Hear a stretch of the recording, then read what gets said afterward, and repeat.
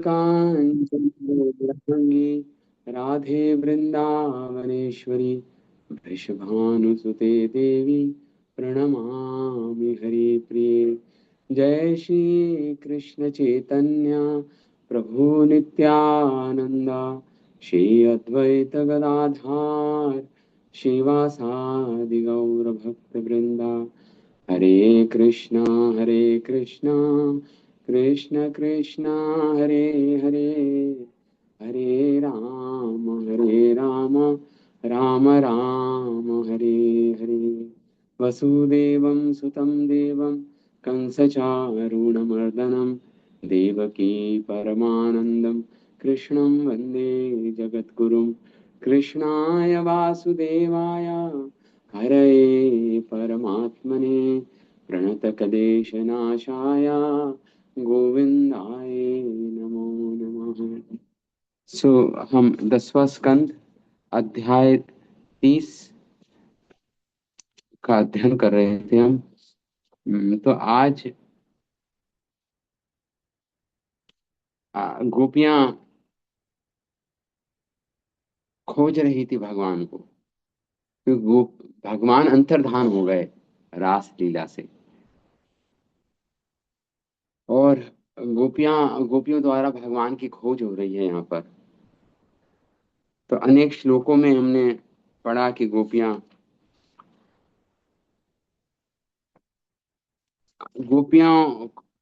जो विरह की अवस्था में हैं अभी गोपियां, और वो अनेक वृक्षों से, लताओं से, हिरणी से,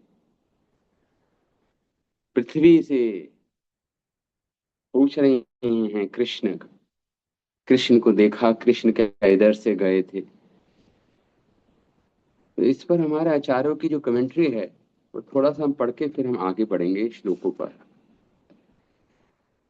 तो श्रील विश्वनाथ चक्रवर्ती ठाकुर लिखते हैं इन श्लोकों पर कि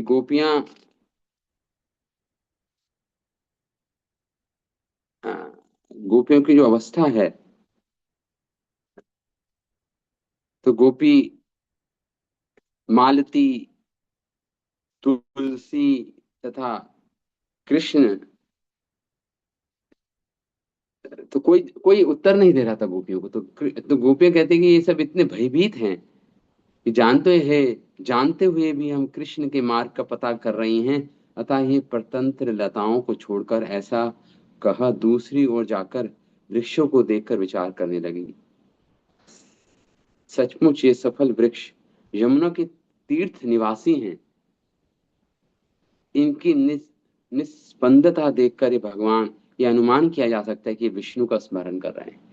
निस्पंदन मतलब कुछ कुछ उत्तर नहीं दे रहे। तो गोपियां ये अनुमान लगा रही है कि ये निश्चित रूप से श्री विष्णु का स्मरण कर रहे हैं। हम्म, और ये विष्णु स्मरण करते हुए स्थित हैं, अतः ये झूठ नहीं बोलेंगे, ऐसा विश्वास धारण कर वह कहने लगी।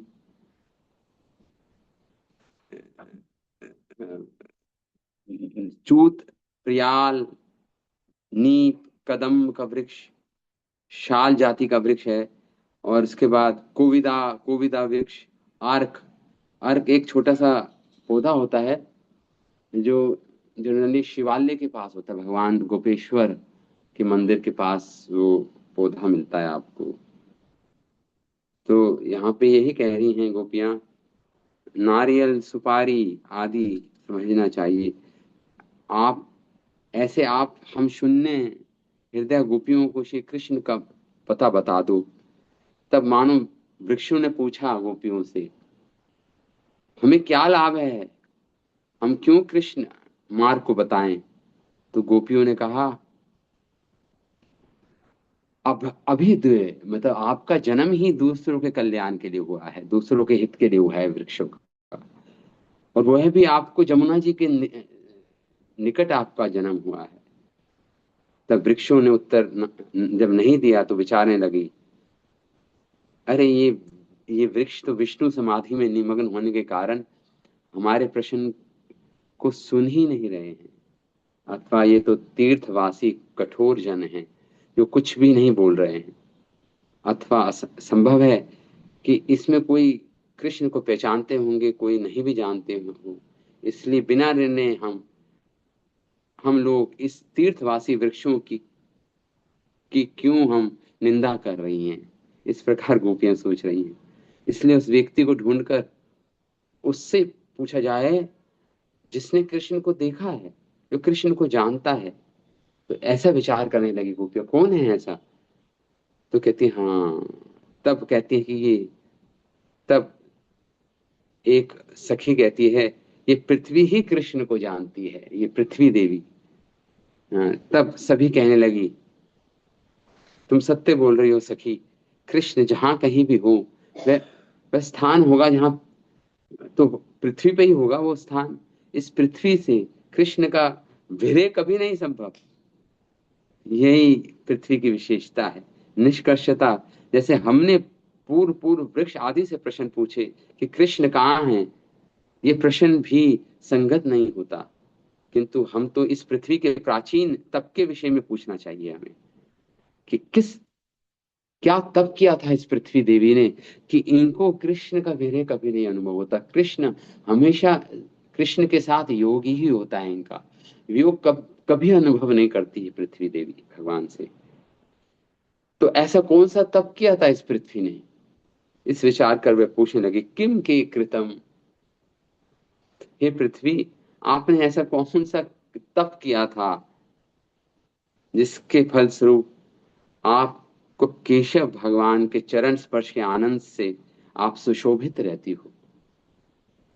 इसलिए, और आपके ऊपर जो तृण हैं, अंकुर रोमांच की तरह हैं, आप रोमांचित रहती हो, पुलकित रहती हो। उत्कृष्ट, पुलकित, अब उपपुलकिता शब्द आया है श्लोक में। कृष्ण कहीं भी हो, वह वहां वह तुम्हें अपने चरणों से छूते ही स्थित होंगे, तुम्हारे चरणों। इसलिए कृष्ण के अंग संग का संग तुम दिन रात प्राप्त है तुम्हें। उस अपने तप को हमारे सम्मुख वर्णन करना उचित होगा, जिससे दुर्भागी हम, जो विरणी हैं, जो विरह से आकुल व्याकुल हैं, सुनकर हम भी कृतार्थ हो जाएंगी। तब पृथ्वी ने उत्तर नहीं दिया गोपियों को। उसे मौन देख पृथ्वी संबंधी इतिहास का स्मरण करने लगी गोपियां, कि देखो पहले जब भगवान वामन देव आए थे तो उन्होंने इस पूरी पृथ्वी को अपने चरणों से नाप लिया था। उस तब उन चरणों की प्राप्ति हुई। इस प्राप्ति पूर्वक के रूप में उन्होंने भगवान के महाभार को सहन किया। पहले वामन भगवान इतने भारी हो गए तो पहले इस पृथ्वी ने भार को सहन किया। उसी तप में आनंदित होके क्या तुम अभी भी रोमांचित हो रही हो? ये पूछ रही हूँ, पृथ्वी से कह रही हूँ। और जब महावराह भगवान आए थे, वरादेव, तो उस समय तुम्हारा आलिंगन किया था भगवान ने, मतलब तुम्हें अपने, वरादेव ने उठाया था पृथ्वी देवी को अपने दंतों पर। हाँ, तो भगवान, यही उस तप के फलस्वरूप में ही रोमांच सुख तुम्हें आज भी अनुभव हो रहा है। अथा तुम्हारा ये तप रूपी साधन तुम्हें आनंद प्रदान कर रहा है। अथा तुम धन्य हो, क्योंकि तुम एक स्त्री हो, अथा पुरुष रूप वामन या वराह का संग तुम्हें तो सुख में ही प्रतीत हुआ होगा। जिसे जिसे तब भी सुख में लगे, ऐसी तुमसे बढ़ के अन्य कोई स्त्री नहीं जिसे तब भी सुख में लगे। तब गोपियों ने कहा आश्चर्य है हो, ये पृथ्वी तो अपने कांत श्री कृष्ण के साथ विहार करते हुए ध्वज, वज्र, अंकुश आदि चरण चिन्हों से चित्रित अंग वाली हो गई है। भगवान के चरणों में चिन्ह है नहीं। ये स्वाधीन भद्रिका महागर्भ में अंधी पृथ्वी हम गोपियों को क्यों बताने लगे? मतलब ये भी, इसको भी अंधी हो गई है अपने अहंकार में, क्योंकि भगवान कृष्ण के चरणों से सदा चिन्हित रहती है, सुशोभित रहती है। तो हमें क्यों बताएगी पृथ्वी? तो तभी जब पृथ्वी ने कुछ नहीं बोला तो तभी वो अपी एणा पत्नी हिरणी देखी गोपियों ने, और वो हिरणी को संबोधित करते हुए गोपियां कहती हैं कि तुम कृष्ण की प्रिया हो, कृष्ण को ही प्रिय मानती हो, क्योंकि कृष्ण अपने मुख बाहु आदि अंगों से तुम्हारे नयनों को आनंद प्रदान करते हुए तुम्हारे पास आए थे। अच्युत कहने का अर्थ यही है कि आप भी अपने नेत्रों को प्राप्त होने वाले नेत्र की निरंतरता के लोभ से उन कृष्ण का ही अनुगमन करती रहती हो। इसी कारण श्री कृष्ण आपसे कभी अलग नहीं होते। वह जब वह हिरनी अपने स्वभाव से आगे चलने लगी तो गोपी देखो कहती है कि अरे तुम, मानो वो हिरनी कह रही हो गोपियों को, अरे तुम ये क्या पूछती हो कि तुमने कृष्ण को देखा? इसका उत्तर मैं देती हूँ। हाँ, मैंने तुम्हारे कृष्ण को देखा है, मैं तुम्हें दिखा देती हूँ, आओ मेरे पीछे पीछे चलो। मानो हिरनी बोल रही हूँ, ये अनुमान लगा रही हैं गोपियां केवल। उन्मादित अवस्था है गोपियों की। तो और आगे जाके जब वो हिरनी नेत्र से ओझल हो गई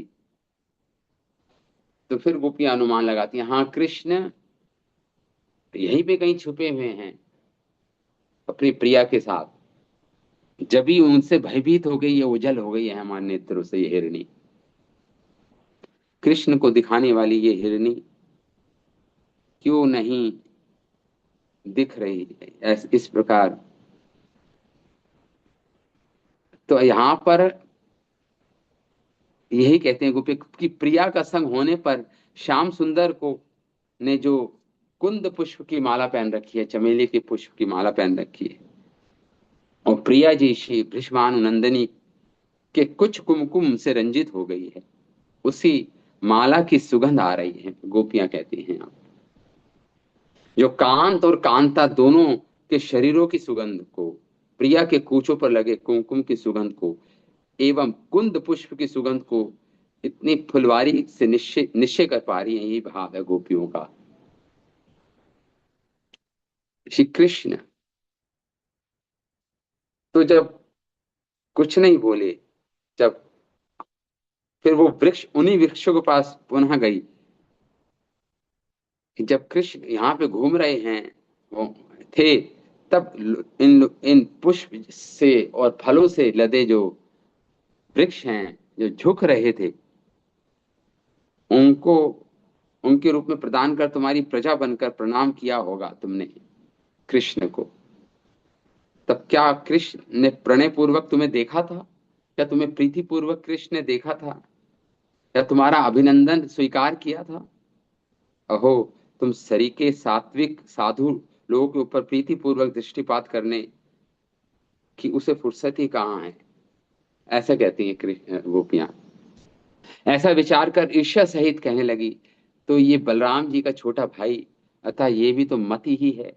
उस पर भी इस समय तो वह प्रिया के कंधे पे अपनी वाम भुजा को स्थापित कर विराजमान है, अर्थात मिलन के श्रम से दुर्बल हो गया है, और प्रिया के कंधे के ऊपर अपनी भुजा को तकिया बनाकर स्थापित किए हुए, तथा प्रिया की मुख गंध को आकर्षित करने वाले, उस पर आकर्षित होने वाले जो भोरे हैं, भोरों की को हटाने के लिए, हाँ, ये क्या कर रहा है? नील कमल लेकर स्थित है अपने बाएं हाथ में, ताकि उन भौरों को हटा पाए जो आकर्षित है श्रीमती राधा रानी के मुख से। तब किसी गोपी ने कहा, तब तो ये गोपियां, तब तो इन भवरों के भवरों से पूछना व्यर्थ है, क्योंकि ये मंद अंध है। मंद अंध मतलब मद में अंध है। कृष्ण प्रेम राधा प्रेम के मद में अंध है ये।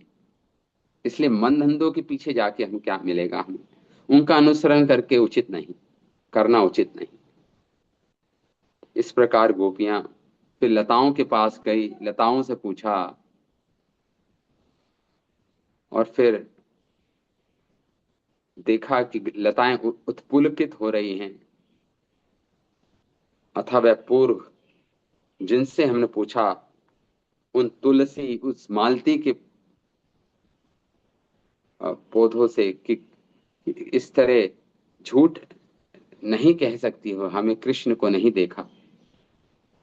इस प्रकार गोपियां अब पूछ रही हैं इन सबसे कृष्ण का पता। अब गोपियां भगवान की लीलाओं का अनुकरण करने लगी। इति इति गोप्या उन्मतः इति गोप्या उन्मतः कृष्ण अन्वेषण कातरा लीला भगवततास्ता ही अनुचक्रुस्मदात्मिका।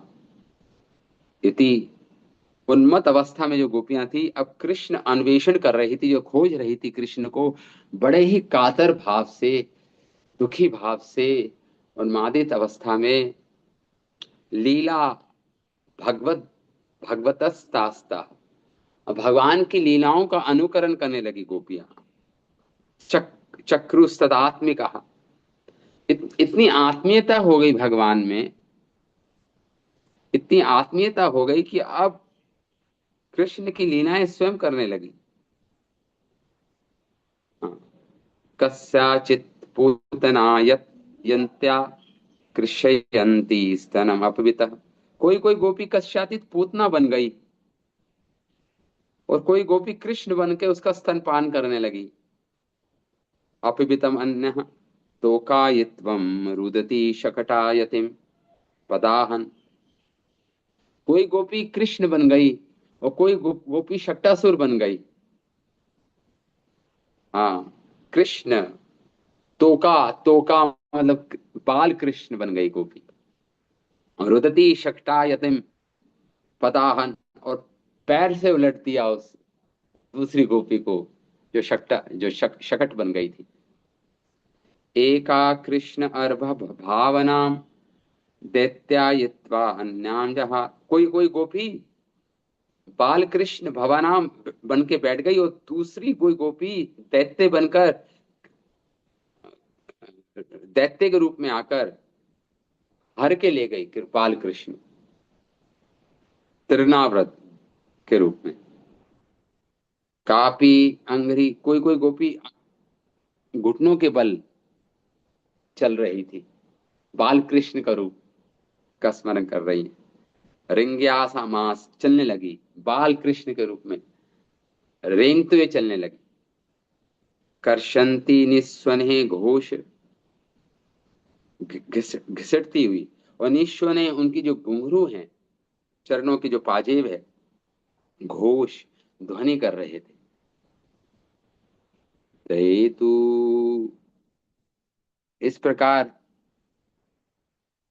कृष्ण रमायिते ते तू गोपयन् गोपीयन्तश्च काश्चन पश्चायतिं हन्तिं चान्या तत्रैकतु बकायतिम। कुछ कुछ गोपियां द्वये तू कृष्ण रमायिते, दो गोपियां कृष्ण और बलराम बन गई। कृष्ण रमायिते च, कुछ गोपियां, बहुत सी गोपियां गोपीयंतश्च, ग्वाल बाल बन गई। वत्स्यातिम, कोई गोपी वत्सासुर बन गई, एक गोपी। और एका तू, एक गोपी बकासुर बन गई। और अन्य गोपियां जो कृष्ण बलराम बनी थी, वो मारने की लीला, हंती, मारने की लीला करने लगी, बकासुर को, वत्सासुर को। यत्वत कृष्ण दुर्गा आहु, इसी प्रकार और कह रहे हैं, वेणुम कवंतिम क्रीडन मया शसंति साध्वति कस्याचित् शुभजं नस्या चलन्ति अपहाराननु कृष्णे हम पश्यत गतिम ललिताम इति तन्मनाः। जैसे कृष्ण, यत्वत कृष्ण दुर्गा, जब भगवान की जो गाय हैं, गायें या पशु दूर चले आते थे, दूर चरने के लिए आ हुआ, तो भगवान उनको बुलाते थे उस समय उनके नामों से। तो उसका अनुकरण करने लगी गोपियां। वेणुम कवंतिम, कोई कोई गोपी वेणु बजाने लगी। क्रीड़ाम, कोई गोपी क्रीड़ा करने लगी। अन्यत्र गोपी साधु इति। और जब भगवान जैसे कभी कभी कृष्ण नाचते थे, तो जो उनके सखागण थे, बलराम जी थे, उनको साधु साधु करके मतलब तालियां बजाते थे। तो इसी प्रकार साधुवाद करती थी, तो ऐसी ये गोपियां वही वही लीलाओं का अनुकरण कर रही हैं। क्रीडंतिम साधुम इतिम शसंति, प्रशंसा करने लगी कृष्ण की, के नृत्य की। कस्यांचित स्वभुजन्यस्य चलंती अपराहु। और कोई कोई गोपी अपनी भुजाओं को एक दूसरे गोपी के कंधे पर डालती हुई अन्य सखियों से आहा तनु अहम, ये बोलती है कि मैं ही कृष्ण हूं, अहम कृष्णा इति, मैं ही कृष्ण हूं। तन्मना, इस तरह तन्मना ललिताम गतिम, श्री कृष्ण में होकर तन्मन, तन्मना हो गई, तन्मयता हो गई उनमें कृष्ण में। ललिताम गतिम, और कृष्ण की गति से सुंदर गजराज जैसे चलते हैं वैसे ही भगवान चलते थे। तो उसी प्रकार अपनी जो ललित, जो मनोहर गतिम पश्य, देखो तो सही मेरी मनोहर गति, मेरी मेरी चलने का ढंग तो देखो। इस प्रकार दूसरी गोपी से कहती है गोपी। वात वर्षाभ्याम माँ भेष्ट गया तत्र तत्राणम। कोई गोपी माँ भैष्टम वात वर्षाभ्याम तत्राणम विहितम मया इति उक्तेन हस्तेन यतन्ती स्निग्धते अंबरम। तो अब एक गोपी आंधी, बात या वर्षा, माँ भैष्ट कहने लगी, एक गोपी डरो मत मां भैष्ट, मया तत्राणम, मैं तुम्हारी रक्षा करूंगा। एक गोपी बोल रही है विहितम, मैंने तुम्हारी रक्षा का पहले से ही सब मैंने व्यवस्था कर दी है तुम्हारी रक्षा की। इति उक्तवा, ऐसा कहकर उस गोपी ने अपनी जो चुनरी थी उसको गोवर्धन के रूप में धारण कर लिया। उस गोपी ने हस्ते न यतंती अंबरम उद्धदे, प्रतन करते हुए अपने अंबर को, अपनी ओढ़नी को गोपी ने गोवर्धन के रूप में धारण कर लिया। नृप एका शिरसी पदः आक्रम्याणुः अपरामः। और इस प्रकार हे नृप, हे परीक्षित, एक गोपी शिरसी प्रदा आक्रम्य, कालियानाग के सिर पर भगवान जब चढ़े थे, पदा एक पैर रख दिया दूसरी गोपी के सिर पर और आरूढ़ हो गई, चढ़ गई। अपराहम अन्य, गोपी से बोली, ननु दुष्ट अहे गच्छा, अरे निश्चय ही ये, हे दुष्ट नाग, अहे मतलब नाग, हे दुष्ट अहे, अंजसा अन्यास ही, मैं इन सब ब्रजवासियों की रक्षा कर लूंगा तुमसे। इस प्रकार भगवान बोले थे। अंजसा वहा क्षेमम विधास्य, मैं क्षेम करूंगा, इनकी रक्षा करूंगा। तत्र अन्या तन्वी काचित, किसी गोपी को भगवान अ, एक गोपी, तत् अन्य तन्वी काचित, किसी गोपी को स्त्रजा, फूलों की माला स्त्रजा से उलूखल से बांध दिया। एक गोपी ने दूसरी गोपी को किसी वस्तु से बांध दिया होगा, तो कहती कि मानो, और एक गोपी यशोदा बन गई। यशोदा, जैसे यशोदा मैया ने उलूखल से बांधा था कृष्ण को, उसी प्रकार वो गोपी सद्रक, अब सुंदरी, आस्याम विधाय भीता, अब देखती हूं कि आज ये कैसे चोरी करता है। आस्यम, और एक गोपी जो भगवान डर रहे थे, ऐसी दूसरी गोपी जो जिसको बांधा था फूलों की माला से, वो डर डर के भयभीत होकर दिखा रही है, अनुकरण कर रही है भगवान का। विधाय भीता, भीति विडंबनम, नकल करने लगी, भेजे करने लगी। इस प्रकार भगवान की लीलाओं का अनुकरण कर रही हैं गोपियां। हम्म। तो इस पर श्री विश्वनाथ चक्रवर्ती ठाकुर लिखते हैं कि गोपियां आनंद की जड़ता के कारण कुछ भी नहीं बोलती। इस प्रकार वे अचेतन वृक्षों से भी प्रश्न प्रश्न पूछ रही थी। उन उनमें काम विकार आदि का वर्णन दर्शन कर रही थी। इसी इससे ज्ञात होता है कि उनके वचन उन्मत्तों के वचनों के समान थे। तब वह कृष्ण के अन्वेषण करने के लिए भी व्याकुल थी, कृष्ण की खोज करने के लिए। ऐसी गोपियों के बीच कुछ गोपियां हर एक गोपी से परामर्श करने लगी। तब ऐसा विचार कर उन्होंने लीलाओं का स्मरण करना आरंभ किया। तो यहाँ पे गोपियों ने श्री सुखदेव गोस्वामी को ये आदेश दिया था कि हमारी कथा रूप के बीच में मत कहना, सभा के बीच में मत कहना। इस प्रकार निषेध करने पर भी आनंद विभोर होकर जो मैंने उनकी कथा प्रकट कर दी है, परंतु अब उनके नामों को प्रकट नहीं करूंगा, ऐसा सुखदेव गोस्वामी ने निश्चय किया था। तो देखिए, जब गोपियों ने सुखदेव गोस्वामी से कहा था कि जब तुम इन लीलाओं का वर्णन करो तो हमारे नाम प्रकट मत करना, इन लीलाओं को ही प्रकट मत करना जो हम कर रही हैं। लेकिन लेकिन प्रेमा आवेश में आके सुखदेव गोस्वामी ने वो सब लीलाओं का प्रकट किया, लेकिन गोपियों का नाम नहीं लिया। राधा रानी का नाम इनडायरेक्टली अभी लेंगे आगे, लेकिन अभी तक नहीं लिया। इस प्रकार गोपियां लीलाओं का अनुकरण करने की इच्छा वाली उन गोपियों के कृष्ण तदात्मक के ये चार श्लोक, अ, इसे कृष्ण तदात्म हो गई। तदात्म मतलब कृष्ण जैसी ही हो गई। आत्म अनुसंधान को भूल गई। अब देखो, मैं प्रसिद्ध कृष्ण हूं जिसने सूबल के कंधे के ऊपर अपनी भुजा रखी हुई है, अतः मेरे ललित गति का दर्शन करो। इस प्रकार गोपी बोलने लगी। तो इस प्रकार आगे बढ़ते हैं सुखदेव गोस्वामी श्लोकों में। एवं कृष्ण प्रच्छमाना वृंदावन लता तरून् व्यश्चक्षत वनादेशे पदानि परमात्मनः।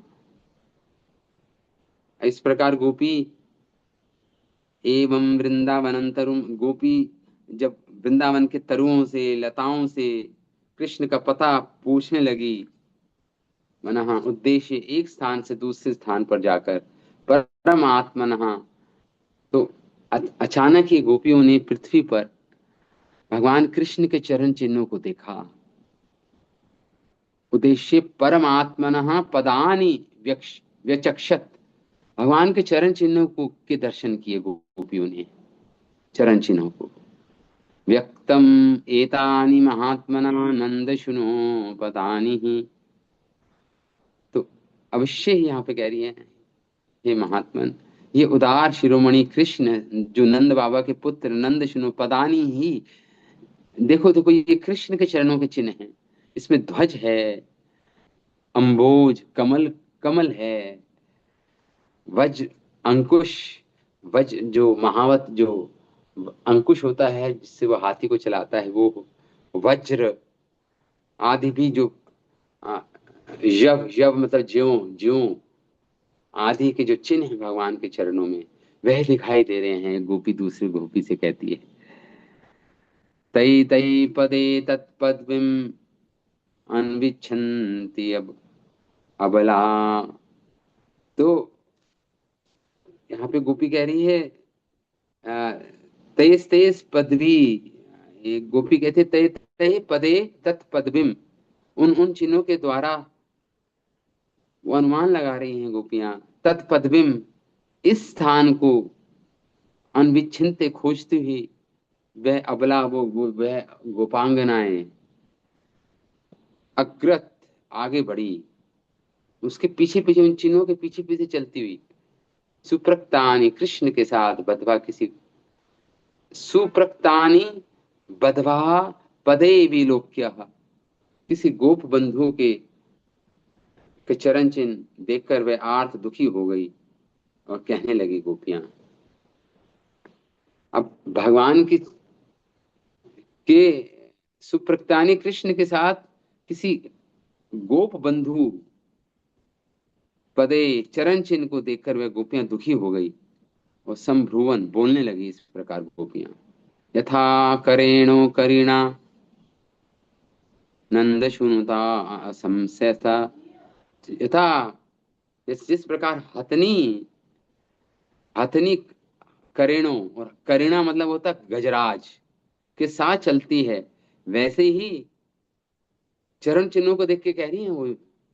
इस प्रकार ये जो नंद शुनु हैं, जो नंद बाबा के पुत्र हैं, ये कृष्ण, इसने अनसन्यस्त्र उनके हाथ प्रकोष्ठाया रखकर यातया चलने वाली ये एतानी कस्या, ये कस्य पदानी, जो इस कृष्ण ने अपने हाथ दूसरी जो एक पदानी, जो भ्रष्मानुनंदनी श्री राधा हैं, जो बड़ी ही भय भागनी हैं, कस्या पदानी, इनके चरण चिन्ह भी हम देख पा रही हैं। तो यहाँ पे जरूर कृष्ण ने अपने अपना अपना दायां कंधा,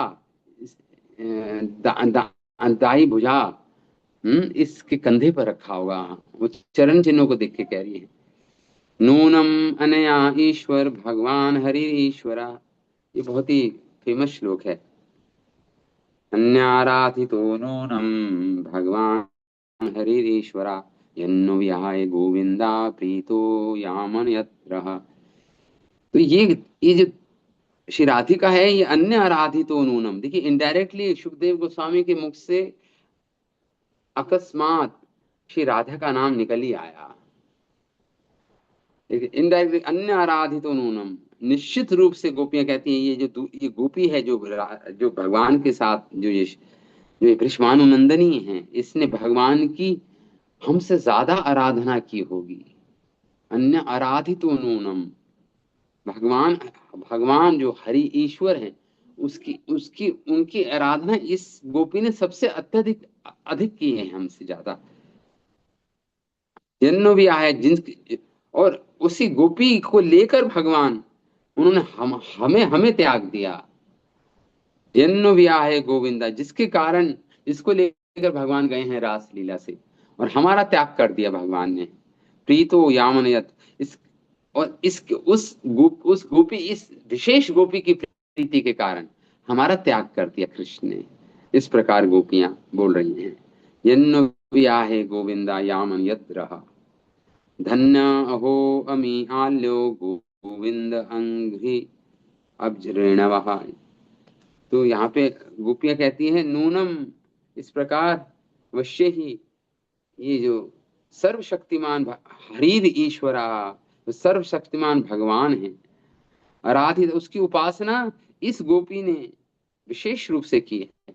गोविंद, और हमें छोड़कर, प्रीतयाम, प्रसन्न होकर, इसको अन्यत्र एकांत स्थान पे ले गए हैं, इस विशेष गोपी को कृष्ण। अहो आल्या गोविंद अंग्रिम अब्जरेणमः। अहो प्यारी स्त्रियों, हमारी सखियों, गोविंद अंघ्रि अब्ज रेणवा, जो भगवान गोविंद, जो ये कृष्ण हैं, इनके चरणों की रेणु, इनके चरण कमलों की रेणु, रेणवः अमी धन्यायान, ये जन धन्य मानते हैं। कौन कौन? ब्रह्मा, ईश, रमा देवी। अरे रमा देवी, ब्रह्मा, शिव, जब भगवान कृष्ण के चरणों की रेणु इनको मिलती है तो अपने आप को धन्य मानते हैं। अधुन्वते मूर्धघनी, अपने अशुभ को मिटाने के लिए आइए सखियों, इन पद धूलि को हम अपने सिर पे धारण करें, अपने सिर पे धारण करें। इस प्रकार गोपियां बोलने लगी। भगवान कृष्ण जिनके चरण कमल से जिस रज का स्पर्श करते हैं वह धन्य हो जाती है। अहो उनके अहो भाग्य, क्योंकि ब्रह्मा, शंकर, लक्ष्मी आदि भी अपने अशुभ नष्ट करने के लिए अपने इस रज को अपने सिर पर धारण करते हैं। तो इस प्रकार हम भी इस रच को अपने सिर पे धारण करें, ताकि जिस पाप के कारण कृष्ण से हमें विरह हुआ, कृष्ण से हमें हमारा अयोग वियोग हुआ है, वो वियोग मिट पाए, हम कृष्ण के पुनः दर्शन कर पाए। इस प्रकार गोपियों का भाव है, इस प्रकार गोपियों का ये भाव है। तो इस ये अनेक श्लोक हैं। ये विश्वनाथ चक्रवर्ती ठाकुर लास्ट के इन 3 श्लोकों पर बोलते हैं कि अभी समय है। इस प्रकार कृष्ण को पूछती हुई गोपियों ने वन में कृष्ण के चरण कमलों को देखा। इस प्रकार यहाँ ये प्रकार समझना चाहिए कि विप्रलंभ अवस्था के उन्माद की प्रौढ़ता होने पर गोपियों में आत्म विस्मृति हो जाती है, आत्म अनुसंधान खत्म हो जाता है, आत्मा की विस्मृति खत्म हो जाती है, क्योंकि इतनी ज्यादा उन्मादता है कि उन्मादता की चरम अवस्था में है गोपियां अभी, प्रौढ़ अवस्था मतलब प्रौढ़ अवस्था में है उन्मादिता की। तो इसलिए विस्मृति हो गई आत्मा की, तब अपने प्रिय के साथ उनका तदात्म हो जाता है, एक ही हो जाती है, कृष्ण ही हो जाती है, इतनी कृष्णमय उनकी तन्मयता हो जाती है कृष्ण में कि तदात्म हो जाती है। इस स्थिति को इन गोपियों ने प्रिया प्रियस्य प्रतिरूढ़ मूर्तये, इस प्रकार कृष्णो हम पश्यतम गतिम, देखो एक गोपी चलने लगी, देखो मेरी गति देखो, मैं इस कृष्ण की गति, मैं कृष्ण हूं, मेरी गति देखो कितनी सुंदर, मेरी चाल देखो। इस तदात्म इसी तदात्म के कुछ मध्यम होने पर गोपियों को ये किस, अब जब तदात्म थोड़ा सा कम हुआ, थोड़ा मध्यम हुआ, एक होता तीव्र, एक होता मध्यम, हाँ, तो जब थोड़ा मध्यम हुआ ये उन्मादित अवस्था, तो कोई कुछ कुछ आत्मा अनुसंधान हुआ, जैसा कि प्रहलाद चरित में कहा गया है। कभी प्रहलाद नारायण की भावना से युक्त होकर, तन्मय होकर, और यहाँ कृष्ण यंती ही अप्रिदम स्तनम, ऐसा कहा गया है। ये भाव उन्माद के कुछ मंद होने पर प्रकट हुआ था। आत्मानुसंधान तो प्राय रहता ही है, इसलिए अचेतन तरु गुल्म इत्यादि के प्रति भी गोपियां प्रश्न करती हुई दिखाई देती हैं। तो ये प्रौढ़ अवस्था है उन्मादता की, उनसे भी प्रश्न पूछ रही है। चरण, अब भगवान के चरण चिन्हों के बारे में श्रील विश्वनाथ चक्रवर्ती ठाकुर कह रहे हैं, जो उन गोपियों ने दर्शन किए, भगवान के चरण चिन्हों के दर्शन किए, तो कह रहे हैं कि इस प्रकार 3 प्रकार के उन्माद की अवस्था थी इन गोपियों की। एक तो तीव्र उन्माद, एक मध्य उन्माद, एक मंद उन्माद उन्माद। वरना इस प्रकार आपको समझना चाहिए जब अनुकरण कर रही हैं कि क्या तीव्र उन्माद में है या मध्य उन्माद में है या मंद उन्माद में है। इसी बीच अकस्मात कृष्ण के चरण चिन्हों का दर्शन कर वह आनंद पूर्वक कहने लगी गोपियां। स्कंद पुराण में आता है, भगवान कृष्ण के चरणों का विवरण आता है स्कंद पुराण में। स्कंद पुराण में ध्वज आदि चिन्हों के धारण करने के स्थान और प्रयोजन का इस प्रकार वर्णन है। अजन्मा कृष्ण के दाएं चरण के अंगूठों के नीचे, जो दायां चरण है उसके अंगूठे के नीचे चक्र के चिन्हों को धारण करते हैं भगवान, चक्र चक्र का चिन्ह। इसके द्वारा क्या क्या उसका प्रयोजन है कि कृष्ण ये दिखा रहे हैं मानो मैं अपने भक्तों के छह शत्रुओं छह छह शत्रुओं का नाश करता हूं। तो इससे चक्र का चिन्ह है भगवान के दाएं अंगूठों के नीचे। इस प्रकार मध्यमा अंगुली के नीचे अच्युत कमल को धारण करते हैं, कमल को धारण करते हैं मध्यमा अंगुली के नीचे। वह वह कमल क्या सूचित करता है, क्या जिस जिस अति शोभित कमल को धारण करने वाले भक्त का चित्त रूपी भ्रमर लुभाया जा सके, जिससे चित्त रूपी जो भ्रमर है, चित्त एक भक्त का जो भ्रमर रूपी चित्त है उसको लुभाया जा सके, इसलिए भगवान कमल का फूल धारण करते हैं, कमल कमल का चिन्ह धारण करते हैं अपने चरणों में। पदम के नीचे ध्वज का चिन्ह है, जिससे सारे जो अनर्थ हैं उसको मेरे भक्त ने वो जीत लेता है, सारे अनर्थ, अनवांटेड इम्प्योरिटीज, ये सूचित करता है वो ध्वज। और कनिष्ठा अंगुली के बीच में भगवान के क्या है, वज्र वज्र। मानो ये बता रहा हो कि मैं अपने भक्तों के पाप रूपी पर्वत को तोड़ डालता हूं वज्र से। और पगथली के बीच में अंकुश का चिन्ह है। अंकुश जो महावत अपने हाथ में धारण करता है, जो भोग संपत्ति प्रदान करता है। दाहिने दाहिने ओर वज्र है और उसके आगे अंकुश है।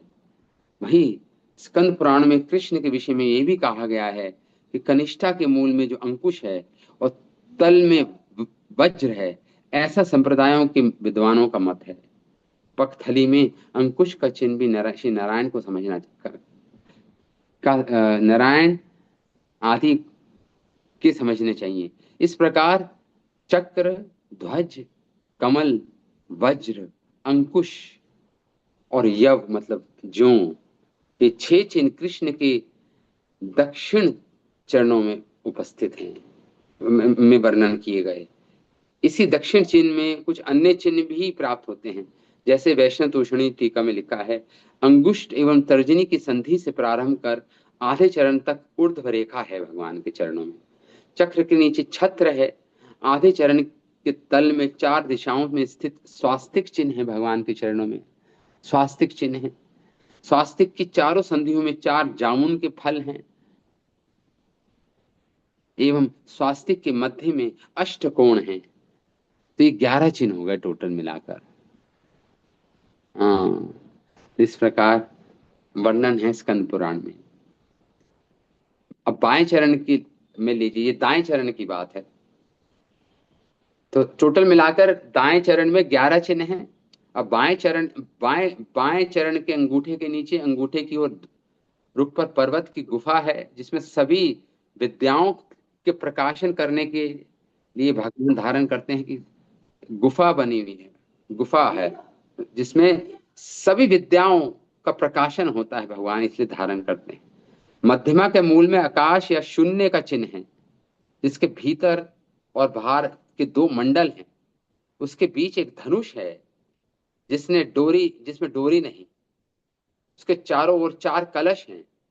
कहीं तीन कलश भी दिखाई देते देखे गए हैं।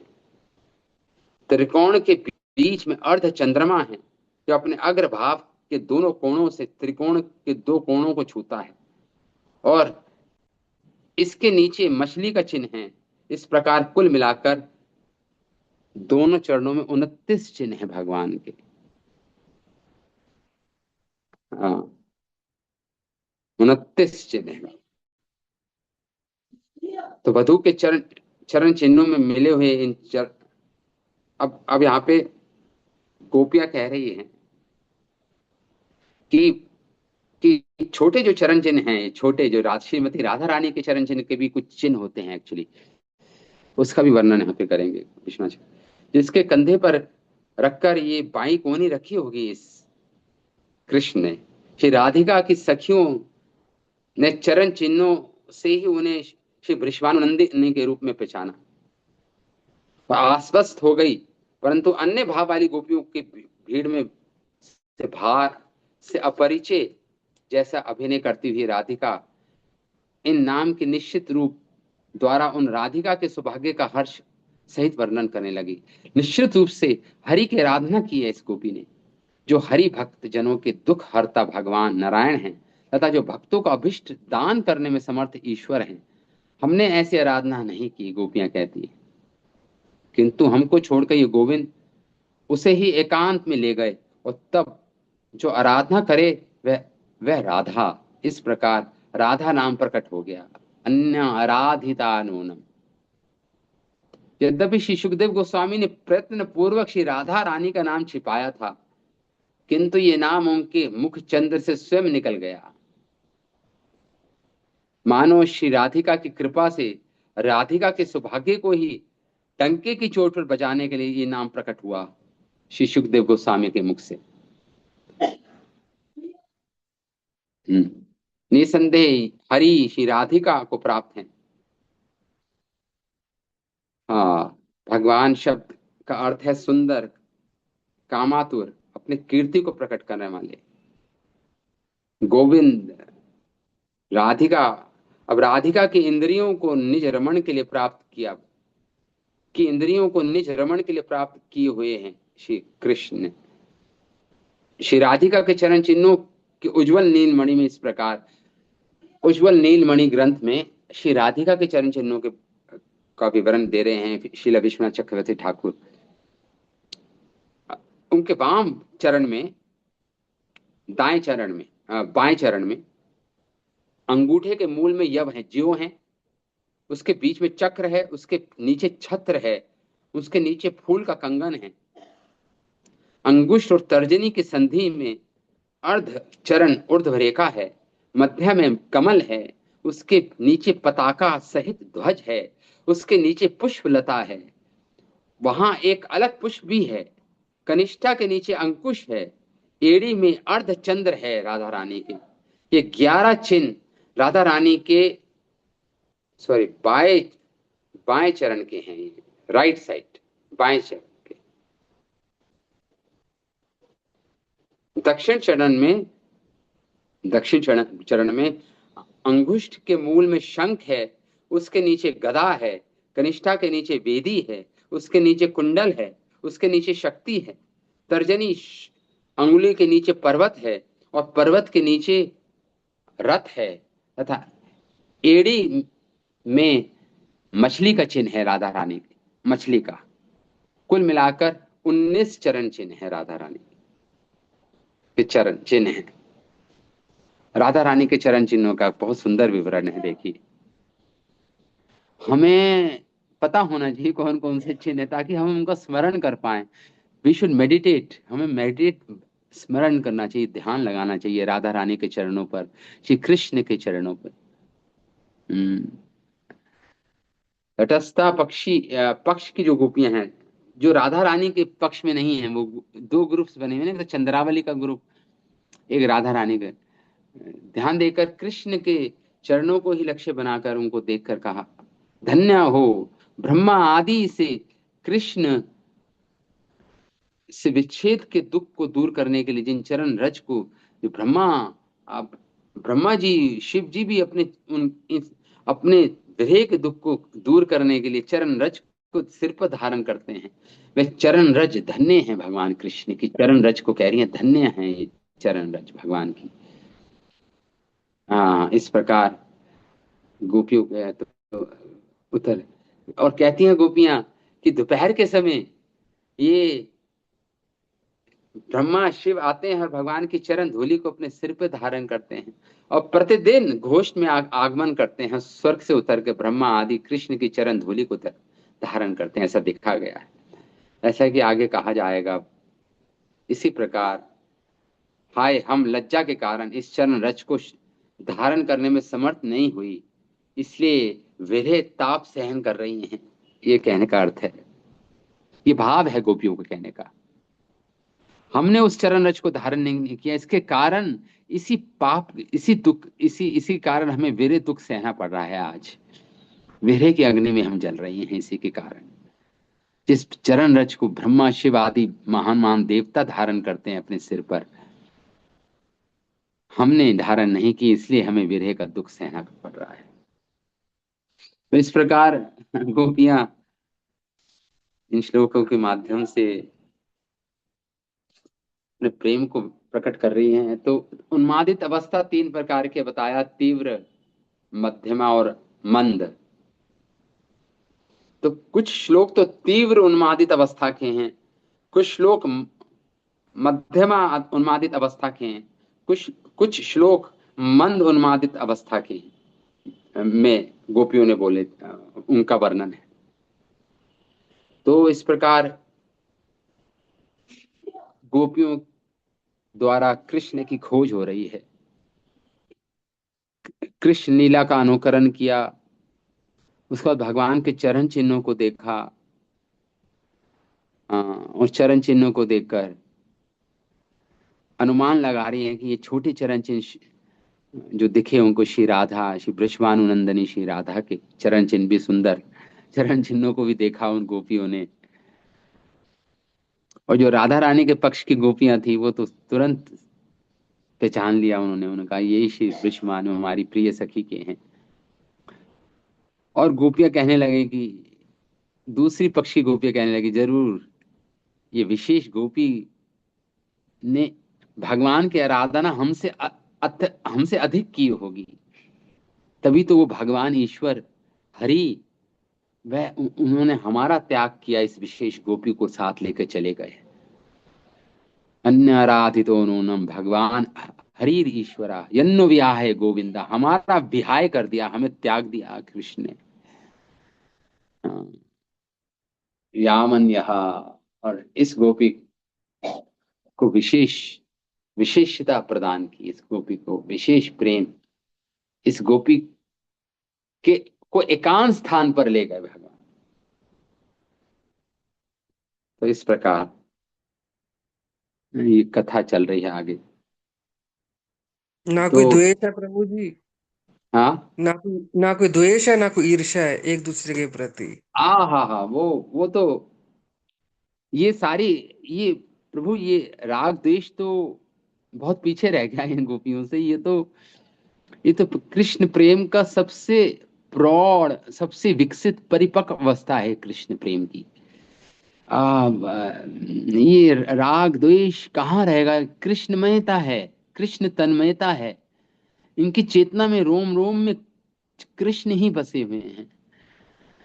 इसलिए तो इस अवस्था को एक इस अवस्था, ये समाधि, ये प्रेम की समाधि है प्रभु।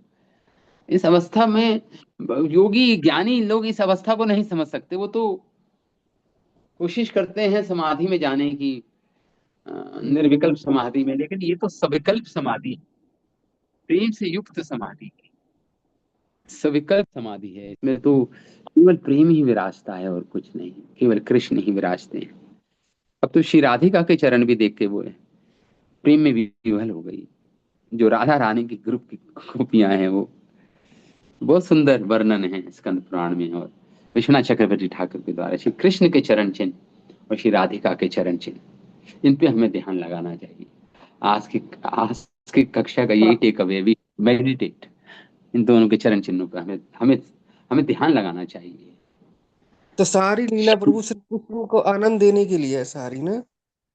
हाँ, केवल केवल भक्तों को आनंद देने के लिए और कुछ नहीं। और गोपियों का जो है कृष्ण को आनंद देने के लिए। हाँ। और सुखदेव गोस्वामी इतने आनंद विभोर हैं क्योंकि सुखदेव गोस्वामी का गोपी भाव है, और वो रोक नहीं पाए मुख से, अन्य आराधिता नूनम, भगवान हरि राधा रानी का नाम आखिर रोक नहीं पाए, निकल ही आया इनडायरेक्टली। इनडायरेक्टली चाहे मुख्य नहीं तो वंचन व्रति से निकल आया, मुख्य व्रति से नहीं निकाल पाए, वंचन व्रति मतलब इनडायरेक्टली निकल आया। राधा रानी का नाम रोक नहीं पाए सुखदेव गोस्वामी। अगर पूरा नाम निकल जाता तो समाधि में चले जाते, प्रेम की समाधि में। और 7 दिन के अंदर कथा पूरी करनी है, परीक्षित महाराज की मृत्यु होने वाली है 7 दिन के अंदर अंदर, इसलिए हाँ। लेकिन फिर भी कुछ मुझसे श्री राधा का नाम निकल ही आया। तो ठीक है, विराम देता हूँ कथा को। श्रीमद् भागवतम महापुराण की जय, श्री रास पंचाध्याय की जय हो, शिल प्रभुपाद की जय हो, अनंत कोटि वैष्णव वृंद की जय हो, निताय गौर प्रेमानंदे। मेरे